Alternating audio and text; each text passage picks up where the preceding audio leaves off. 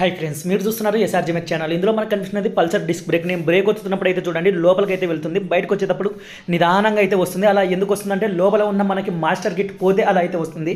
అలాగే దీనికి ఆయిల్ కూడా అయిపోయింది. అలాగే యూజ్ చేయడం వల్ల ఆ మాస్టర్ కిట్ కూడా స్టక్ అయ్యి మనకి వెంటనే బయటకు అయితే రావడం లేదు. రెండు కారణాల వల్ల ఆ విధంగా అయితే జరుగుతుంది. దీనికి మాస్టర్ కిట్ అలాగే ఆయిల్ రెండు అయితే పట్టించుకున్నారు. దీనికైతే చూడండి పూర్తిగా డస్ట్ అయితే పట్టిపోయింది.